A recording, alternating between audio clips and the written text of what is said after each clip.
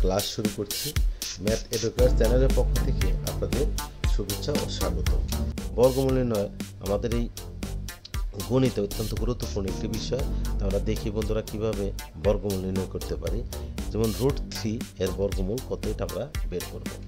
ভাগ প্রক্রিয়া আমার এই বর্গমূলটা বের করতে হবে। তাই ভাগ প্রক্রিয়ায় বর্গমূল বের করতে গেলে বন্ধুরা আমার এখানে যেমন এই যে 3, একে আমরা ভাগ করব।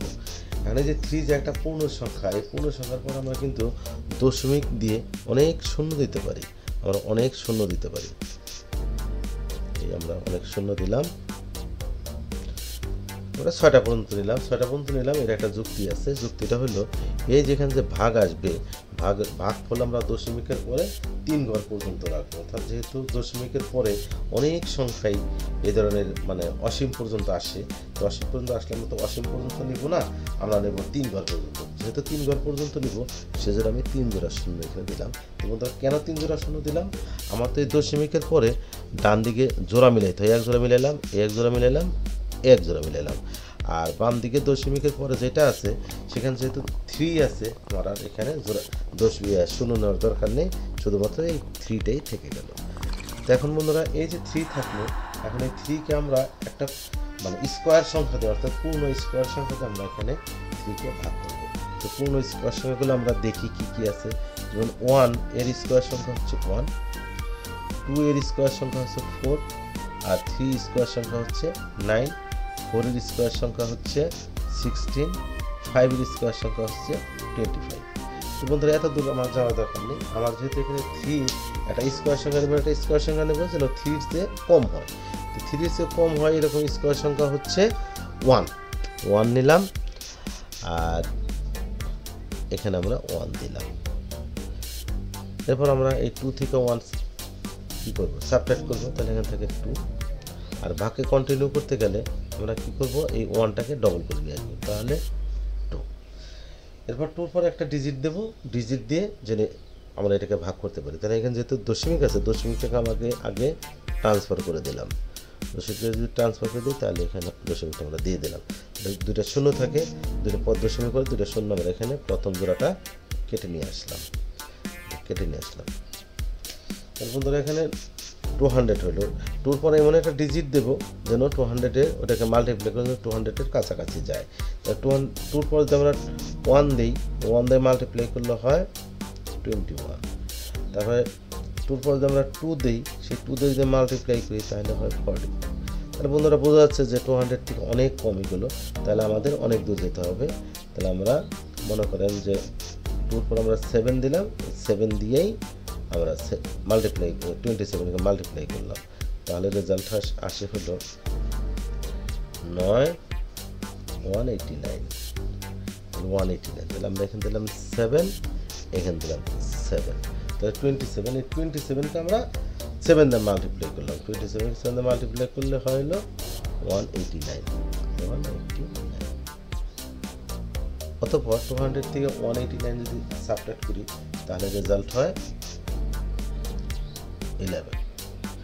9 × 10 1 হইলে হাতে আছে 1, 9 × 10 1 হইলে হাতে আছে 1, 2 আর 2 মিলে গেল, 11 থাকলো আমার রেসিডিউ।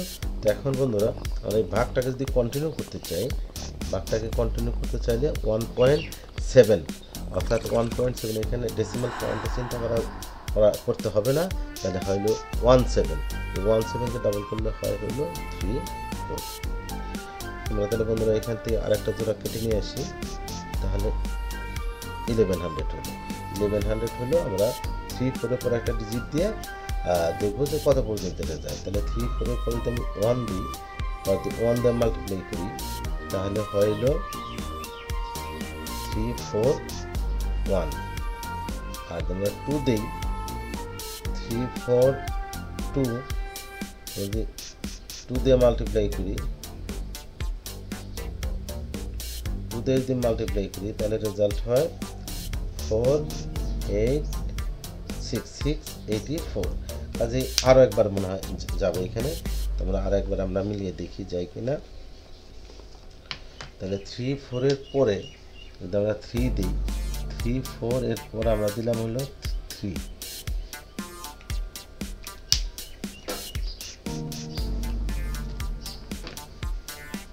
তাহলে বন্ধুরা 3 4 এর পরে যদি আমরা 3 দিই এবং 3 দিয়ে যদি মাল্টিপ্লাই করি তাহলে হয় 9 12 যেখানে 1029 তাহলে প্রায় 1100 এর কাছাকাছি হয়ে যাচ্ছে। তাহলে আমরা কি দিলাম এখানে আমরা দেবো হলো 3, তাহলে এখানে হবে 3। এখন 343 হলে এখানে আমরা 3 দিয়ে মাল্টিপ্লাই করলে আমরা রেজাল্ট পেলাম 1029। জাস্ট বন্ধুরা এটা মিলিয়ে দেখবেন, অর্থাৎ কত পর্যন্ত যায়, 1 দিলে কি হয়, 2 দিলে কি হয়, 3 দিলে কি হয়। তো যাই হোক এখন আমরা সাবট্রাক্ট করবো, এটা আমরা সাবট্রাক্ট করি তাহলে এখানে হয় 1, এখানে হয় 7 আর হাতের আছে 1 আর 1 মিলে গেছে তাহলে 71। এবার আর একটা জোড়া আমরা এখান থেকে কেটে নিয়ে আসলাম, এরপর এটাকে আমরা ডবল করবো, এটাকে ডবল করলে হয় হলো 6 4 3 অর্থাৎ 346। এটাকে আমরা 173 কে ডবল করলাম। এই একইভাবে বন্ধুরা আমরা 346 আছে, এরপর আমরা একটা ডিজিট দেবো, ডিজিট দেওয়ার পর যে সংখ্যাটা হবে ওই পুরো সংখ্যাকেই ওই দেওয়া আমরা যে ডিজিটটা দিলাম ওই ডিজিটটা আমরা মাল্টিপ্লাই করবো যেন 7100 কাছাকাছি হয়।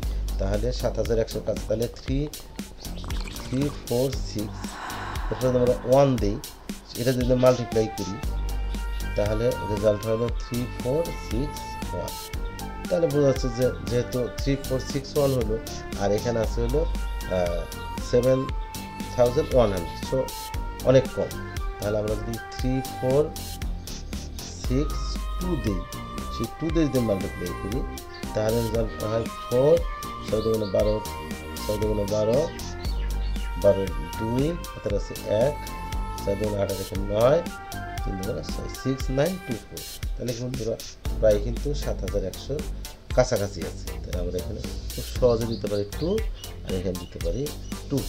এটাকে আমরা মাল্টিপ্লাই করবো 2 দিয়ে, মাল্টিপ্লাই করলে রেজাল্ট হয় 6924। তাহলে থাকে হলো এখানে হলো 6 আর এখানে থাকে 7 আর এখানে থাকে হলো 1। তো বন্ধুরা 176 থেকে গেল, কিন্তু এখানে যেহেতু রেজাল্ট আসলো কত 1.732, এটা কিন্তু বন্ধুরা কন্টিনিউ করবে, আরও অনেক দূর যাবে।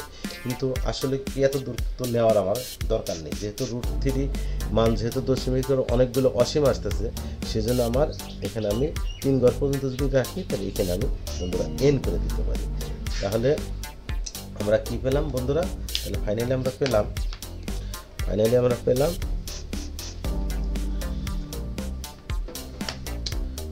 √3, অর্থাৎ 3 যদি আমরা বর্গমূল নির্ণয় করি তাহলে রেজাল্ট আসবে 1.732।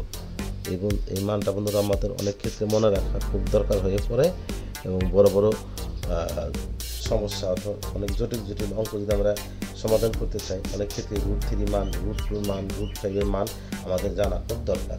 এটা বন্ধুরা আমি ভাগ প্রক্রিয়া কীভাবে √3 মান নির্ণয় করা যায় এটা আমি দেখালাম বন্ধুরা। প্লিজ সাবস্ক্রাইব করবেন, এবং যারা সাবস্ক্রাইব করেছেন অলরেডি তাদের সবাইকে আমার পক্ষ থেকে ধন্যবাদ।